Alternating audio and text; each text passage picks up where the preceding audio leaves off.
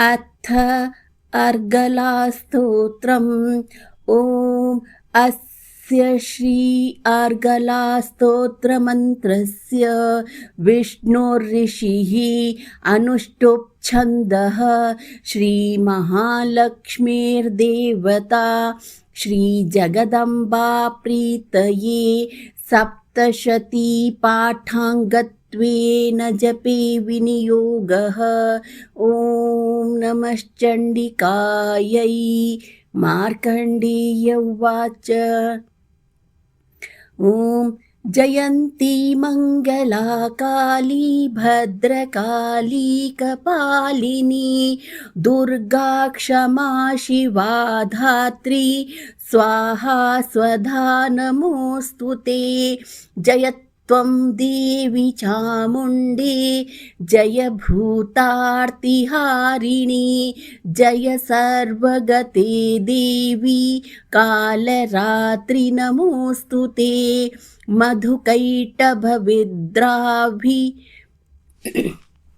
विधात्री वरदे नमः। रूपं देहि जयं देहि यशो देहि दिशो जहि महिषासुरनिर्नाशि भक्तानां सुखदे नमः। रूपं देहि जयं देहि यशो देहि दिशो जहि रक्तबीजवधे देवी चण्डमुण्डविनाशिनी। रूपं देहि जयं देहि यशो देहि दिशो जहि शुम्भस्यैव निशुम्भस्य धूम्राक्षस्य च मर्दिनी। रूपं देहि जयं देहि यशो देहि दिशो जहि वन्दिताङ्घ्रियुगे देवी सर्वसौभाग्यदायिनी। रूपं देहि जयं देहि यशो देहि दिशो जहि अचिन्त्यरूपचरिते सर्वशत्रुविनाशिनी। रूपं देहि जयं देहि यशो देहि दिशो जहि न तेभ्यः सर्वदा भक्त्या चण्डिके दुरितापहे। रूपं देहि जयं देहि यशो देहि दिशो जहि स्तुवद्भ्यो भक्तिपूर्वं त्वां चण्डिके व्याधिनाशिनी। रूपं देहि जयं देहि यशो देहि दिशो जहि चण्डिके सततं ये त्वामर्चयन्तीह भक्तितः। रूपं देहि जयं देहि यशो देहि दिशो जहि देहि सौभाग्यमारोग्यं देहि मे परमं सुखं। रूपं देहि जयं देहि यशो देहि दिशो जहि विधेहि द्विषतां नाशं विधेहि बलमुच्चकैः। रूपं देहि जयं देहि यशो देहि दिशो जहि विधेहि देवि कल्याणं विधेहि परमां श्रियं।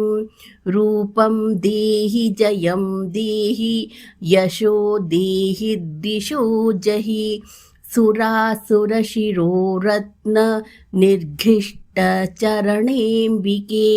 रूपं देहि जयं देहि यशो देहि दिशो जहि विद्यावन्तं यशस्वन्तं लक्ष्मीवन्तं जनं कुरु। रूपं देहि जयं देहि यशो देहि दिशो जहि प्रचण्डदैत्यदर्पघ्ने चण्डिके प्रणताय मे।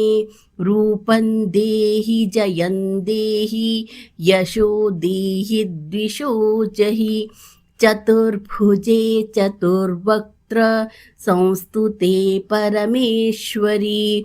रूपं देहि जयं देहि यशो देहि दिशो जहि कृष्णेन संस्तुते देवी शश्वद्भक्त्या सदाम्बिके रूपं देहि जयं देहि यशो देहि द्विषो जहि हिमाचलसुतानाथ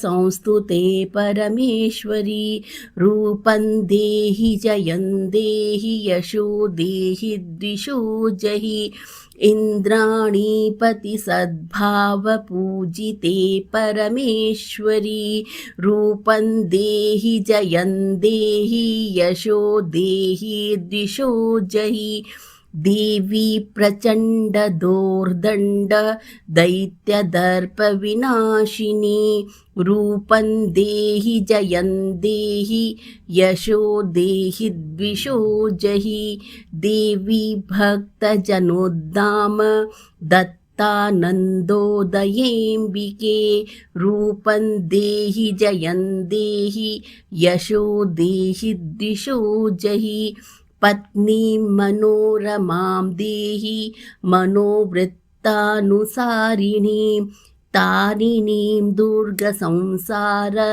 सागरस्य कुलोद्भवाम् इदं स्तोत्रं पठित्वा तु महास्तोत्रं पठेन्नरः स तु सप्तशतीसङ्ख्या